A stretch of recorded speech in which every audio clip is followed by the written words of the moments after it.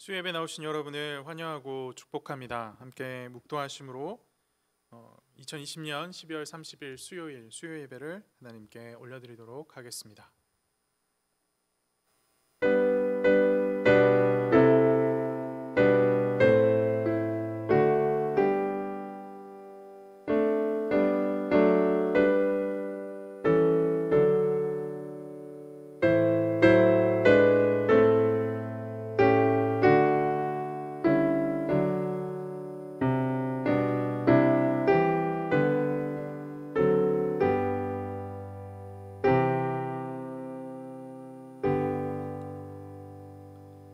사랑과 자비가 충만하신 하나님 아버지 감사합니다. 우리 가운데 주님을 예배하는 귀한 예배의 시간을 허락하시고 주의 얼굴 배움는 귀한 은혜를 허락하여 주심에 정말로 감사드립니다. 이 시간 우리의 삶의 분주함을 잠깐 내려놓고 주의 약속이 있는 곳, 주의 말씀이 거하는 예배로 나아갑니다. 우리 가운데 성령의 충만함을 허락하셔서 주님 가르치신 대로 신령과 진정으로 예배할 수 있도록 인도하시고 함께하여 주시옵소서. 붙드시고 함께하실 줄 믿습니다. 이 모든 말씀 살아계신 예수 그리스도 이름으로 기도합니다. 아멘. 함께 찬송가 16장, 새 찬송가 170장 내 주는 살아계시고 찬양하도록 하겠습니다. 찬송가 16장, 새 찬송가는 170장입니다.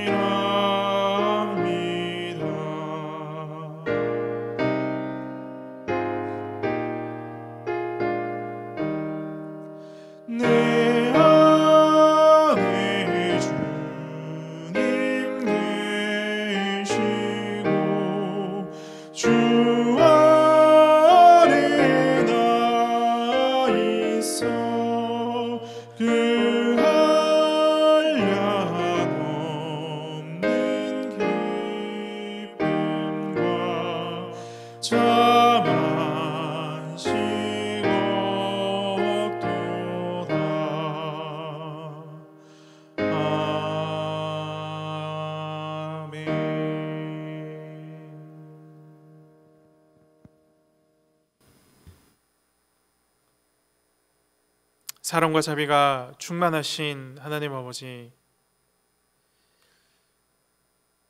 죄로 인해 죽을 수밖에 없었던 저희를 구원하여 주시고 주의 자녀 삼아 주시고 주와 교제하며 교통하며 살아갈 수 있는 귀한 은혜를 허락하여 주심에 참으로 감사드립니다.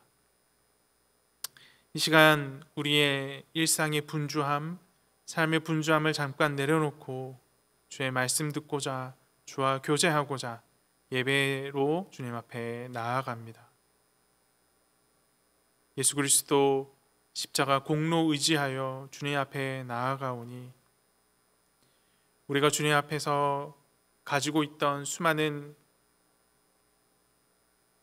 개인의 욕심과 욕망과 자신의 의의를 주님 앞에 내려놓게 하여 주시고 오직 주의 십자가 보혈 의지함으로 주님 앞에 예배할 수 있도록 우리의 마음을 다잡아 주시옵소서.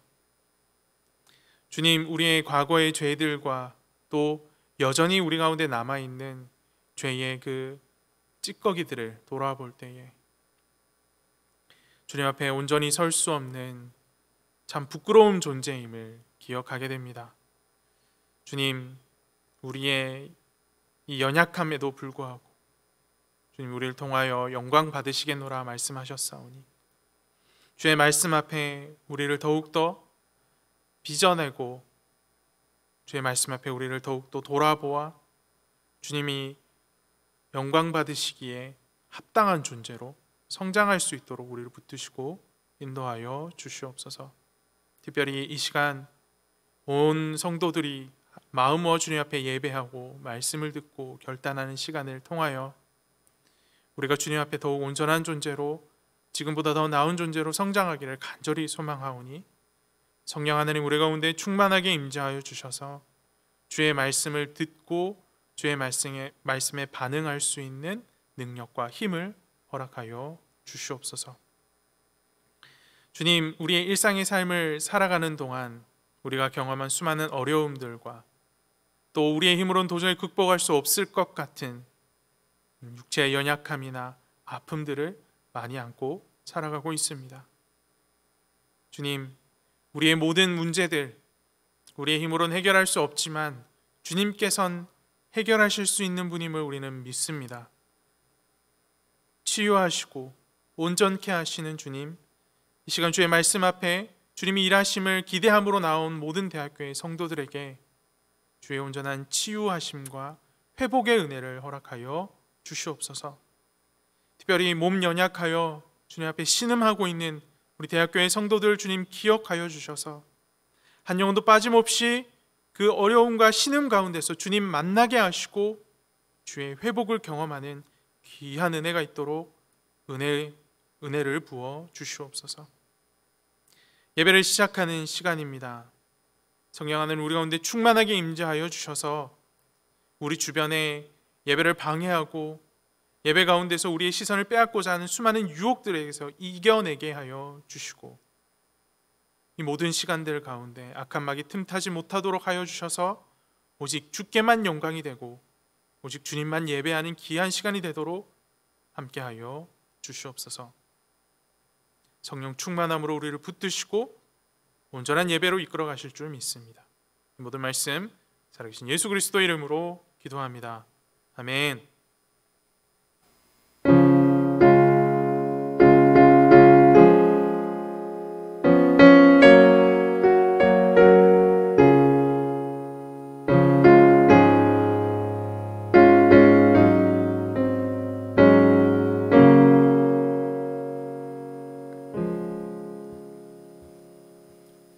함께 찬송가 399장, 새 찬송가 546장, 주의 약속하신 말씀 위에서 찬양하겠습니다.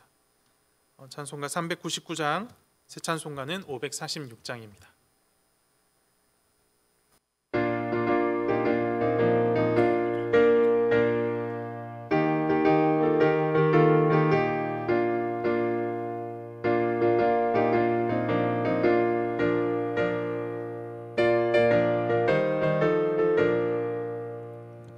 주의 약속하신 말씀 위에서 영원토록 주를 찬송하리라. 소리 높여 주께 영광 돌리며 약속 믿고 굳게 서리라. 굳게 서리 영원하신 말씀 위에 굳게 서리.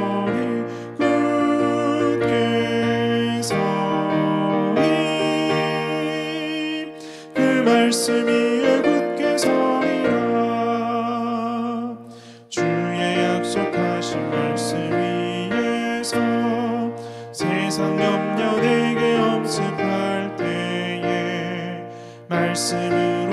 힘써 싸워 이기며 약속 믿고 굳게 서리라. 굳게 서리 영원하신 말씀 위에 굳게 서리. 굳게 서리 그 말씀 위에 굳게 서리라. 주의 약속하신 말씀 위에서 영원하신 주의 사랑 힘입고 성령으로 힘써 싸워 이기며 약속 믿고 굳게 서리라. 굳게 서리 영원하신 말씀 위에 굳게 서리. 굳게 서리 그 말씀 위에 굳게 서리라.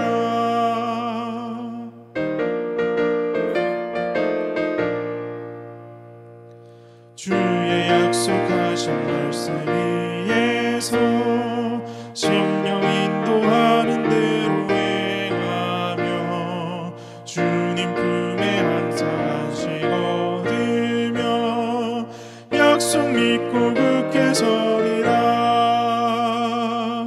굳게 서리 영원하신 말씀 위에 굳게 서리. 굳게 서리 그 말씀 위에 굳게 서리라. 아멘. 오늘 함께 보실 하나님의 말씀은 열왕기상 17장 24절 말씀입니다. 열왕기상 17장 24절 말씀 다 찾으신 줄로 알고 제가 봉독하도록 하겠습니다. 여인이 엘리야에게 이르되 내가 이제야 당신은 하나님의 사람이시오 당신의 입에 있는 여호와의 말씀이 진실한 줄 아노라 하니라. 아멘. 오늘은 열왕기상 17장 24절 말씀과 함께 성숙한 고백에 이르기까지라는 제목으로 말씀을 전하도록 하겠습니다. 오늘 함께 읽은 본문은 사르밧 과부의 고백입니다. 내가 이제야 당신은 하나님의 사람이시오 당신의 입에 있는 여호와의 말씀이 진실한 줄 아노라 하니라. 이 본문을 가지고 신재원 강도사님과 잠깐 대화를 한 적이 있었습니다. 사르밧 과부가 24절에서 이제야 여호와의 말씀이 진실한 줄 아노라 라고 고백을 했는데, 그러면 그 전에는 이 사르밧 과부에게 믿음이 없었던 것일까가 바로 이 대화의 주제였습니다. 여러분은 어떻게 생각하십니까? 사르밧 과부는 믿음이 없었던 것일까요? 오늘 이 설교의 말씀은 이 문제에 대한 궁금증에서 시작을 합니다. 이스라엘 왕 아합은 시돈의 공주 이세벨을 왕비로 맞이하면서 바알을 이스라엘의 국교로 삼습니다. 바알 숭배를 본격적으로 시작한 것이죠. 이에 여호와께서 선지자 엘리야를 아합에게 보내어서 이 바알을 섬기게 된 이스라엘을 벌하십니다. 이스라엘에게 가뭄을 선언하시지요. 엘리야는 자신이 말하지 않으면 몇 년 동안 이슬과 비가 내리지 않을 것이다 라고 선언했고, 엘리야의 선언대로 또 주의 약속대로 이스라엘의 비가 그쳤습니다. 이스라엘의 비가 그쳤음에도, 가뭄이 임했음에도 불구하고 아합은 회개하지 않습니다. 오히려 엘리야의 선언이 자신과 바알 신에 대한 도전이다라고 생각을 했습니다. 그래서 반성하기보다는 자신에게 저주를 퍼부은 죄를 물어서 엘리야를 잡아들이려고 합니다. 이에 하나님께서 엘리야를 피신시키시죠. 엘리야에게 요단 맞은편에 있는 그릿 시내에 숨으라라고 명령하신 후에 그곳에서 살 수 있는 방법을 마련해 주십니다. 먹을 것은 까마귀들이 공급하게 하시고 물은 그릿 시내에서 해결하게 하십니다. 하지만 지독한 가뭄이 지속되면서 이 그리치네의 물도 다 말라버리게 됩니다. 물이 없는 곳에서 생명을 이어가는 것 정말 어렵지요. 그래서 하나님은 엘리야에게 그의 생명을 유지하게 하기 위해서 다른 길을 내어 주십니다. 하나님은 엘리야에게 이방 지역인 시돈 땅의 사르밧에 있는 한 과부에게 가라라고 명령을 하십니다. 사르밧은 지중해 연안의 두로와 시돈 사이에 있는 성읍입니다. 주전 13세기의 이집트 문헌에 의하면 이 사르밧이라는 곳은 항구 도시다라고 기록되어져 있고, 또 주전 1000년대부터 로마 시대에 이르기까지 제조업이 번성한 도시다라고 기록되어 있다고 합니다.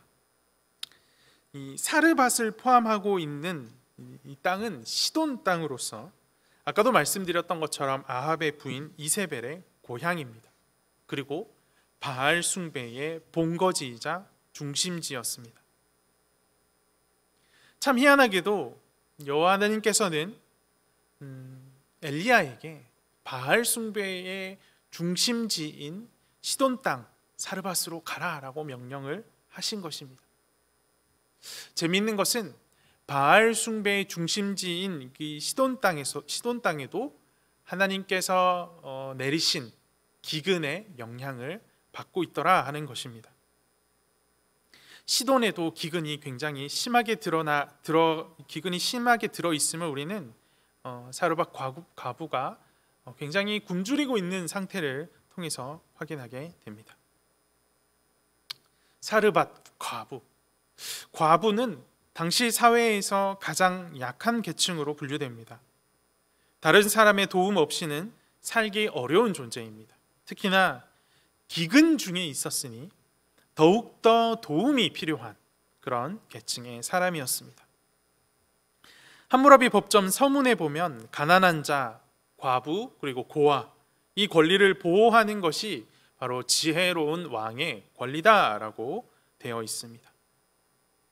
어떤 왕이 자신이 왕으로서의 역할을 충실하게 다 한다라고 한다면 기근으로 힘들어하는 과부의 필요를 채울 필요가 있는 것이죠. 과부의 필요를 채워줌으로써 약자를 돌보는 지혜로운 왕이다라는 것을 보여줄 필요가 있을 겁니다. 바알이 비를 주관한다라고 믿는 사람들이 사는 땅에 기근이 임했고, 또 그 땅의 신과 그 땅의 왕은 아이러니하게도 아무것도 하지 못하고 있습니다.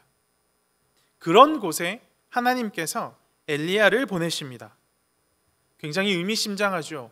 왕도 아무것도 하지 못하고 신도 아무것도 하지 못할 때에 여호와께서 그곳에 가서 여호와의 살아계심을 보이기 시작하시는 겁니다. 여호와께서는 사르밧 과부를 돌보심으로 여호와 하나님께서만 모든 세계의 유일한 왕이시다라는 사실을 보여주기를 원하시는 것입니다. 이에 엘리야는 하나님의 명령에 따라 사르밧의 한 과부에게로 찾아갑니다. 사르밧의 과부를 만난 엘리야는 다짜고짜 마실 물과 먹을 것을 달라라고 요구를 합니다. 이런 다짜고짜 뭘 달라라는 태도 자체가 상대방에 대한 배려가 없어 보이기도 하고 무례하게 느껴지기도 합니다. 하지만 엘리야가 그런 무례한 사람이어서, 배려가 없는 사람이어서 그리 행한 것 같지는 않습니다. 엘리야가 그렇게 한 것은 하나님의 말씀의 명령에 그대로 순종하기 위함이었습니다. 9절 말씀을 보십시오. 너는 일어나 시돈에 속한 사르밧으로 가서 거기 머물라. 내가 그곳 과부에게 명령하여 내게 음식을 주게 하였느니라. 내가 그곳 과부에게 명령하여 내게 음식을 주게 하였느니라. 하나님께서 이 사르밧 과부에게 음식을 맡겨놓았으니 너 가서 그거 찾으라 라고 이야기를 한 것이죠. 그러니 엘리야는 당당하게 가서 그냥 요구를 한 겁니다. 하나님의 말씀 의지하여서요. 이에 대한 여인의 반응 또한 놀랍습니다. 좀 무례하게 툭 이렇게 나타나서 먹을 거 달라 했기 때문에 당신 무엇입니까? 당신의 정체를 밝히십시오. 이렇게 말할 수도 있는데, 게다가 오랜 가뭄에 마실 물이 넉넉하지 않음에도 불구하고 선뜻 엘리야에게 마실 물을 내어주고자 합니다. 물뿐만 아니라 나아가서 떡까지 만들어 대접을 하죠. 놀랍게도 이 떡은 이 사르밧 과부에게 남은 마지막 밀가루와 기름으로 만든 것이었습니다. 그녀의 말에 의하면 그녀와 그녀의 아들은 남은 밀가루와 기름으로 마지막 떡을 만들어 먹고 죽으려던 참이었다라고 말하고 있습니다. 그렇다면 이 사르밧 과부가 이렇게 마지막 남은 것으로 엘리야에게 기꺼이 대접한 이유는 무엇일까요? 이 여인이 엘리야와 나눈 대화를 살펴보면 그녀는 선지자가 전한 하나님의 말씀을 믿었던 것이 분명합니다. 14절 말씀이 이를 보여줍니다. 이스라엘의 하나님 여호와의 말씀이 나 여호와가 비를 지면에 내리는 날까지 그 통의 가루가 떨어지지 아니하고 그 병의 기름이 없어지지 아니하리라 하셨느니라. 여인은 이 말을 듣고 엘리야를 대접한 것입니다. 만약 여인이 엘리야의 말을 허무맹랑한 것으로 받아들였다면 다른 태도를 보였겠죠. 이상한 사람 취급을 하면서 무시했을 겁니다. 따라서 여인이 엘리야를 대접할 수 있었던 이유, 엘리야의 말에 대한 믿음 때문이다. 하나님의 말씀에 대한 믿음 때문이다라고 할 수 있습니다. 그렇다면 이 사르밧 여인에게 어떻게 이런 믿음이 생길 수 있었을까요? 다른 시돈 사람들처럼 그녀도 시돈에 살았기 때문에 바알 숭배를 하며 살았을 겁니다. 그런데 비를 주고 풍요를 주관한다라고 믿었던 바알이 계속되는 기근 앞에 아무런 힘을 쓰지 못하는 겁니다. 왕도 바알을 섬기고 있다라는 왕도 그 기근 앞에 속수무책으로 그냥 당하고만 있는 겁니다. 그러자 점점 마음 가운데 혼란이 생깁니다. 아니, 먹을 것을 주관하고 비를 주관하고 바람을 주관하고 농사를 주관하는 신이 어떻게 우리 가운데 비를 주지 않고 이 어려운 가운데 우리를 그냥 외면할 수 있느냐? 그런 신은 우리에게 더 이상 필요하지 않아라고 생각했던 겁니다. 그녀는 자신의 어려움을 듣고 그 어려움을 해결해 줄 수 있는, 그 어려움에 응답해 줄 수 있는 신을 원했고 그 결과 엘리야의 말에 귀를 기울이게 된 것입니다. 사르밧 땅에 임한 기근은 그녀의 삶을 어렵게 했지만 도리어 과부에게 무지의 늪에서 헤어나오게 하는 은혜의 수단이었습니다. 하나님께서는 기근이라는 수단을 사용하셔서 사르밧 과부의 마음을 일깨우시고 그녀로 하여금 엘리야의 말을 받아들일 수 있도록 하나님의 존재를 깨닫고 하나님을 받아들일 수 있도록 이끄신 것입니다. 사르밧 과부에게 생긴 믿음이 하나님으로부터 말미암은 것이라는 사실은 우리가 좀 전에 살펴보았던 9절 말씀에서 잘 드러납니다. 너는 일어나 시돈에 속한 사르밧으로 가서 거기 머물라. 내가 그곳 과부에게 명령하여 내게 음식을 주게 하였느니라. 내가 그곳 과부에게 명령하였다.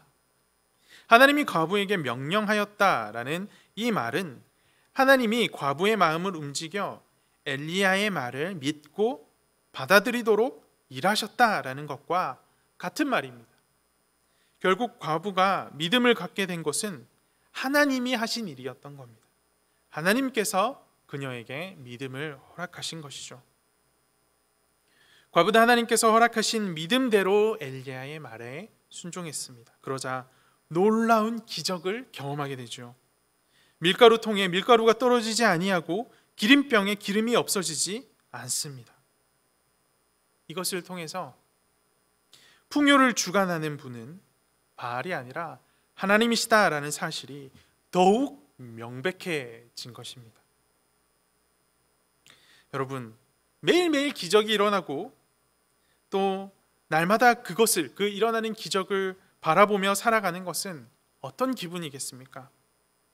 하나님이 살아계신다라는 사실, 그분이 날 돕고 계신다라는 사실이 전혀 의심되지 않는 그런 삶일 것입니다. 하지만 사르밧 과부와 그녀의 아들 이야기는 여기서 끝나지 않습니다. 어느 날 갑자기 그녀의 아들이 병들어 앓다가 죽게 된 것입니다. 왜 이런 일이 일어났을까요? 믿음으로 엘리야의 말에 순종하여 자신이 가진 모든 것으로 엘리야를 섬겼는데 도대체 왜 이런 불행이 그녀에게 닥쳐온 것일까요? 하나님께서 허락하신 기적을 체험하며 한순간도 그분에 대한 믿음을 잃은 적이 없었을 텐데 그럼 믿음을 가진 여인에게 왜 이런 일이 벌어진 것일까요? 인간의 모든 불행이 의미가 있는 것이라면 그녀에게 닥친 이 불행, 아들을 잃는 이 불행은 과연 어떤 의미가 있는 것일까요? 이 여인이 엘리야에게 토로한 내용을 보면 그녀의 참담한 심경을 느낄 수가 있습니다. 18절 말씀을 보십시오. 여인이 엘리야에게 이르되 하나님의 사람이여 당신이 나와 더불어 무슨 상관이 있기로 내 죄를 생각나게 하고 또 내 아들을 죽게 하려고 내게 오셨나이까. 여인에게 생각난 죄. 도대체 그 여인에게 생각난 죄는 어떤 죄일까요? 바알을 숭배한 것일까요? 성경이 명확하게 말하고 있지 않아서 그녀의 죄가 도대체 무엇인지 우리는 알 수가 없습니다. 그런데 그 죄가 무엇이든 간에 그녀의 고백 속에는 오해가 담겨 있습니다. 엘리야가 사르밧에 온 것은 과부의 죄를 들추어내고 그것을 벌하기 위해서가 아닙니다. 하나님이 엘리야를 보내신 이유는 다른 데 있습니다. 당시 바알 숭배자들은 생명이 바알에게 달려 있다고 생각을 했죠. 바알 신화에는 바알이 일정 기간 죽어서 지하 세계에 머물다가 다시 부활한다라는 내용이 있다고 합니다. 바알이 죽을 때는 하늘에서 비가 그치고 모든 초목들이 시들며 땅이 갈라지는 등 죽음의 현상이 세상을 지배한다라고 기록되어 있다고 합니다. 그러나 바알이 부활하면 하늘에서 다시 비가 내리며 초목들이 다시 생기를 얻는 현상이 일어난다라고 믿었던 것입니다. 당시 사람들 가운데 이런 바알에 대한 신앙이 있었던 것이죠. 하나님은 이처럼 잘못된 생각이 지배하는 세상에 선지자를 보내신 겁니다. 엘리야를 보내신 겁니다. 하나님이 그렇게 그곳에 엘리야를 보내신 이유, 바알이 생명의 주인이 아니라 하나님 자신만이 생명의 주인이시다라는 것을 보여주기 위함이십니다.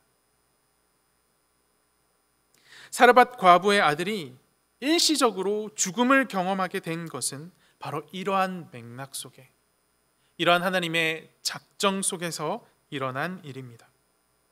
이 일을 통해 하나님은 죽이는 이도 살리는 이도 하나님이시다라는 사실을 드러내고자 하셨던 것이죠. 사르밧 과부는 믿음으로 순종했을 때 주어지는 은혜의 선물을 날마다 경험했습니다. 그렇지만 하나님이 생명의 주인이시다라는 사실까지는 미처 몰랐습니다. 그가 배고파서 더 이상 나는 이 신을 섬길 수 없어, 바알 신을 더 이상 신뢰할 수 없어, 그래서 이 풍요를 관장하는 신, 나에게 먹을 것을 주는 다른 신을 찾아야겠어 해서 하나님을 찾았던 것이지, 그 하나님께서 생명을 주관하시는 분이다라는 믿음까지는 없었던 것입니다. 24절 말씀이 이것을 뒷받침해 줍니다. 여인이 엘리야에게 이르되 내가 이제야 당신은 하나님의 사람이시오 당신의 입에 있는 여호와의 말씀이 진실한 줄 아노라 하니라. 사르밧 과부는 자신의 아들에게 일어난 일을 통하여 하나님이 어떤 분이신지를 더욱 분명하게 알게 되었다라고 고백하고 있습니다. 하나님은 이 일을 위하여서 자신의 선지자를 시돈 땅에 보내셨고 사르밧 과부에게 일시적인 불행을 경험하게 하셨던 것입니다. 주께서 허락하신 고난에는 이유가 있고 목적이 있습니다. C.S. 루이스가 쓴 스크루테이프의 편지라는 책을 보면 이런 내용이 등장합니다. 하나님이 인간 영혼 하나를 제 것으로 확보하기 위해 꼭대기보다 골짜기에 더 의존한다는 걸 알면 아마 좀 놀랄 게다. 하나님이 특히 아끼는 인간들은 그 누구보다 길고도 깊은 골짜기를 통과해야 했다. 스크루테이프가 신참 악마인 자신의 조카 워무드에게 보내는 편지 중 일부의 내용입니다. 하나님께서 사랑하시는 자들을 훈련시키기 위해 꼭대기의 삶, 가장 높은 삶이 아닌 골짜기의 삶을 살게 하신다라는 것을 이 스크루테이프가 알았던 겁니다. 고통이나 고난을 통해서 하나님의 백성들을 겸손하게 만들고 하나님을 더욱 바로 알게 하며 하나님을 더욱 의지하도록 훈련시킨다라는 말입니다. 이처럼 성도의 고난은 하나님께서 사랑하시는 백성들을 훈련시키는 최고의 방법입니다. 그러므로 고난이 찾아올 때 나를 향한 하나님의 사랑과 선하신 의도를 우리는 신뢰해야 합니다. 그 신뢰를 놓치지 않도록 늘 붙들어 말씀 붙들고 기도해야 합니다. 인내해야 합니다. 버텨내야 합니다. 고난의 너머에 있을 하나님의 작정과 하나님의 복을 기다리면서 말입니다. 이런 것들을 우리가 생각해 볼 때 성도의 고난은 위장된 축복이다라는 이 말을 이해할 수 있게 됩니다. 우리의 마음 가운데 우리의 고난은 하나님께서 축복을 주시기 위한 과정이구나. 그래서 위장된 축복이라고 말할 수 있구나라는 사실을 깊게 새겨서 우리의 삶의 어려움과 고난을 넉넉하게 이겨낼 수 있는 원동력으로 삼기를 간절히 소망합니다. 하지만 오늘 본문은 지금 내려진 결론, 성도의 고난은 위장된 축복이니 잘 버텨내라 라는 그 결론 외에 한 가지를 더 우리 가운데 가르치고 있습니다. 19절에서 21절, 20절까지 말씀을 보십시오. 엘리야가 그에게 그의 아들을 달라 하여 그를 그 여인의 품에서 받아 안고 자기가 거처하는 다락에 올라가서 자기 침상에 누이고 여호와께 부르짖어 이르되 내 하나님 여호와여 주께서 내가 우거하는 집 과부에게 재앙을 내리사 그 아들이 죽게 하셨나이까 하고. 엘리야가 죽은 아이를 위해서 기도하는 모습입니다. 21절 말씀을 보십시오. 그 아이 위에 몸을 3번 펴서 엎드리고 여호와께 부르짖어 이르되 내 하나님 여호와여 원하건대 이 아이의 혼으로 그의 몸에 들어오게 하옵소서 하니. 엘리야는 이 여인이 아들의 죽은 것에 대해서 굉장히 안타까워하며 독특한 방식으로 하나님 앞에 기도하기 시작합니다. 아이 위에 엎드려 자기 몸을 펴는 일, 엎드렸다가 폈다, 엎드렸다가 폈다 하는 일을 3번이나 반복하며 하나님께 기도합니다. 열왕기하 성경에 보면 엘리사도 이와 아주 유사한 행동을 했던 적이 있지요. 그렇다면 이 행동 자체에 어떤 의미가 있는 것일까요? 이 행동이 의미하는 바가 있는 것일까요? 학자들 가운데는 이것이 그냥 당시에 남아있던 주술적 행위의 일부로서 토속 신앙과 그리스도 신앙, 하나님을 믿는 여호와 신앙이 겹쳐진 것이다 라고 주술적 행위에 불과하다라고 폄하하는 사람들도 있습니다. 하지만 단순히 주술적 행위다라고 판단하기에는 그 행동들이 좀 의미심장해 보이는 것은 확실합니다. 구약 선지자들은 대체로 하나님의 계획이나 의도를 말로 전달했지만 때로는 행동으로 전달하기도 했습니다. 이를 생각하면 엘리야의 행동은 행위 속에 뭔가 상징적인 의미를 담은 행위로 뭔가 기도한 것이다 라고 볼 수 있다는 말이죠. 그렇다면 엘리야는 그 행위 속에 어떤 것을 표현하고자 했던 것일까? 구약학자들은 엘리야가 아이와 자신을 완전히 동일시하여 아이의 죽음을 자신의 것으로 취하고 자신의 생명과 호흡을 아이에게 준다라는 의미를 행위로 표현한 것이다 라고 말합니다. 그렇게 엎드리고 일어나는 그 간절한 행위가 마치 자신의 생명을 나누고 호흡을 나누는 의미로 행한 것이다 라는 말이죠. 엘리야의 이런 모습은 고난 가운데 있는 자들을, 어려움을 당하고 있는 자들을 신자로서, 믿는 사람으로서 생명을 주관하시는 여호와 하나님을 믿고 그 말씀 앞에 순종하는 자로서 고난 가운데 있는 자들을 어떻게 대해야 하는지에 대해서 생각하게 합니다. 사실 고난과 고통 가운데 있는 이들을 공감한다는 것 쉽지 않습니다. 쉽지 않은 정도가 아니고 굉장히 어렵습니다. 똑같은 상황에서 똑같은 일을 겪지 않는 이상 그것을 공감한다라는 것은 분명한 한계가 있습니다. 또한 주님이 허락하시는 고난이 축복이라는 말씀을 우리가 안다 할지라도 그것에 대해서 함부로 이것이 축복이니 참아봐라, 축복이니 하나님께서 일하실 것을 견뎌보라 라고 굉장히 냉소적으로 말하는 이런 실수를 우리가 공감하지 못함으로 인해서 저지르곤 합니다. 그 고통을 통하여서 하나님이 더 귀한 것을 하실 것인데 왜 그걸 힘들어하냐라는 식의 태도는 고난이 하나님이 주신 위장된 축복이다라는 사실을 굉장히 잘못 이해한 태도라는 것입니다. 하지만 엘리야는 어떻습니까? 사망 가운데 있는 사람들의 불행을 깊게 공감하며 그들에게 자신이 가진 소망, 자신이 가진 비전, 생명을 나누어 주기를 간절히 바랬고 그 간절함을 담아 온몸으로 기도했던 그런 모습을 보여주고 있습니다. 이것이 고난은 위장된 축복이다 이후에 신자는 어떤 태도로 고난을 당하는 사람들을 대할 것인가에 대해서 본문이 오늘 우리 가운데 가르치는 바입니다. 사실 이런 행위와 태도는 엘리야를 위시한 선지자들만의 태도는 아닙니다. 선지자 중에 선지자이신 예수님에게서도 이런 모습이 발견되죠. 예수님은 나사로의 죽음을 슬퍼하는 자들을 보시고 심령의 비통히 여기시고 불쌍히 여기셨다라고 말합니다. 무엇보다 예수님은 십자가상에서 자기 백성들의 죄를 대신 담당하여 죽으셨습니다.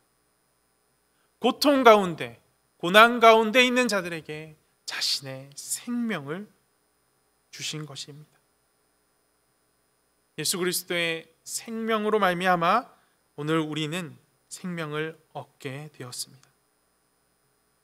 그러므로 죽은 아이의 위에 자기 몸을 펴는 엘리야의 모습은 세상 죄를 위하여 자기 몸을 십자가에 내어주신 예수 그리스도의 모습을 미리 보여주는 것이다 라고 할 수 있습니다. 사랑하는 대학교의 성도 여러분, 믿음의 사람들에게도 고난이 있습니다. 하지만 그 고난은 위장된 축복일 확률이 높습니다. 특히나 믿음의 사람들에게 고난은 위장된 축복일 확률이 굉장히 높습니다. 비록 힘들지라도 끝까지 감당하고 나면 하나님을 더욱 알게 하시고 그 고난을 통하여서 하나님께서 허락하시고 깨닫게 하시는 더 많은 것들을 경험하게 될 것입니다. 문제는 이 고난의 과정을 어떻게 우리가 대할 것인가 하는 것이죠. 교인 중 대부분은 고난의 과정을 겪고 있습니다.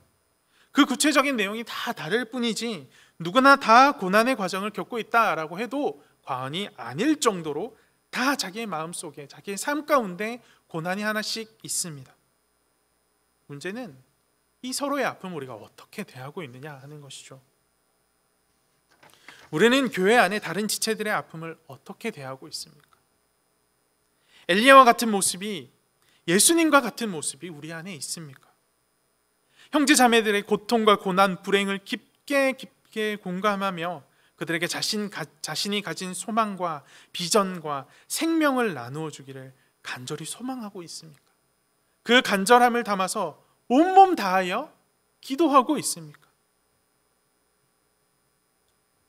오늘 말씀과 함께 대학교의 모든 성도들이 서로가 서로에게 고난을 버텨낼 버팀목이 되어 주었으면 좋겠습니다.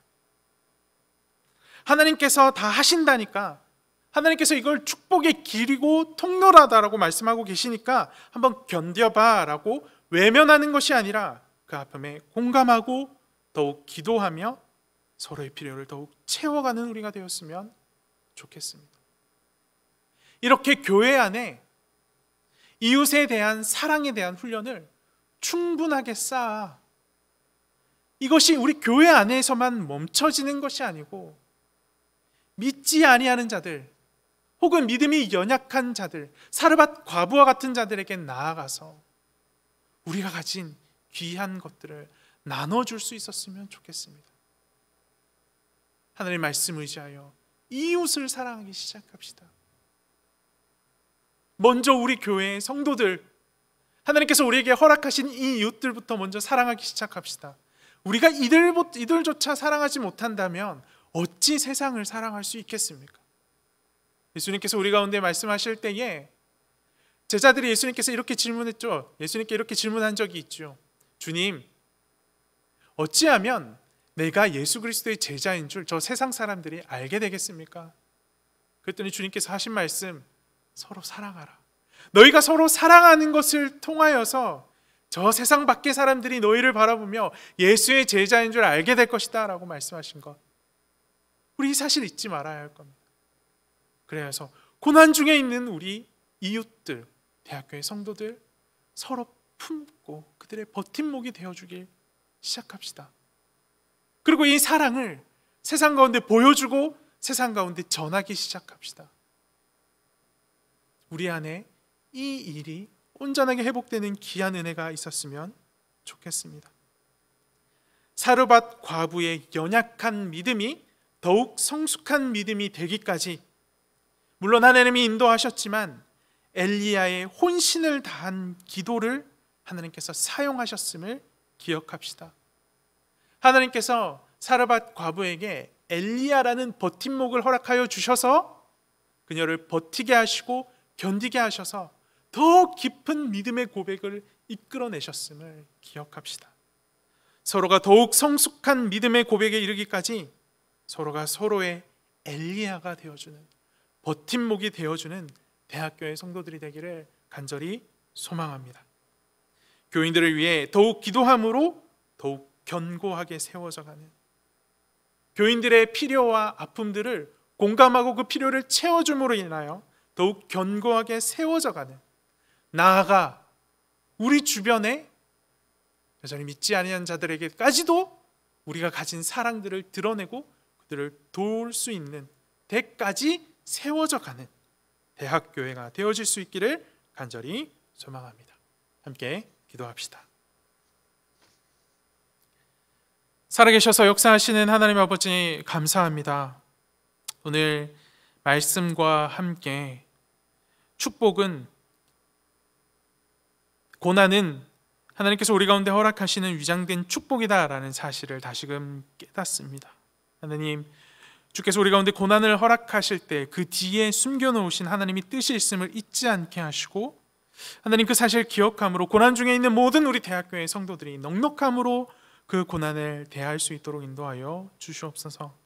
나아가 주님, 오늘 말씀을 통하여서 고난 중에 있는 성도들을 우리가 어떻게 대해야 할지 다시 한번 생각하게 됩니다.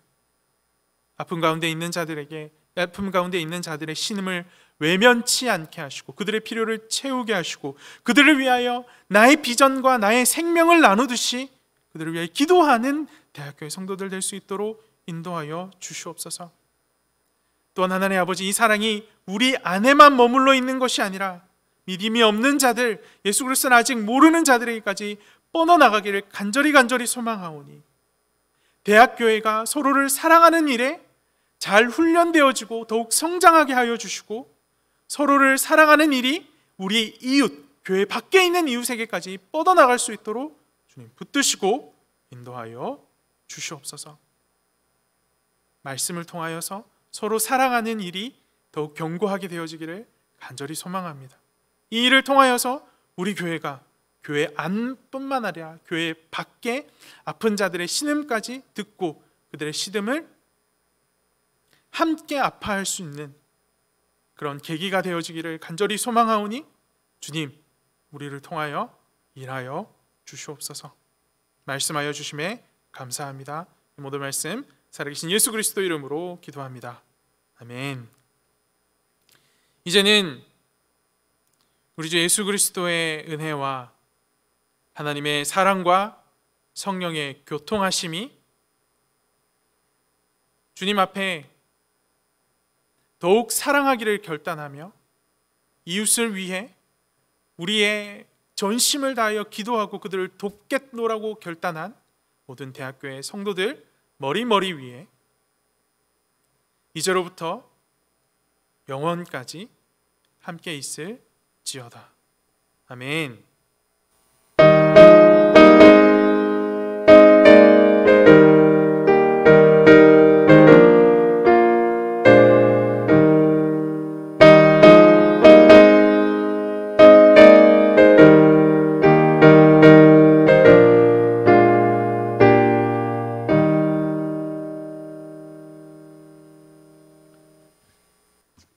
함께 수요예배를 드린 여러분을 다시 한번 환영하고 축복합니다. 오늘 들은 말씀과 함께 정말 서로가 서로에게 버팀목이 되어주는 대학교의 성도들이 되기를 간절히 소망합니다. 내일은 송구 영신 예배가 드려지는 날입니다. 내일 저녁도 잊지 않고 함께 예배함으로 올해 마무리를 주님 앞에 예배함으로 잘 마무리할 수 있기를 소망합니다. 내일 저녁에 다시 뵙는 그날까지 주님 안에서 참 평안을 누리시길 바랍니다. 평안하십시오. 샬롬.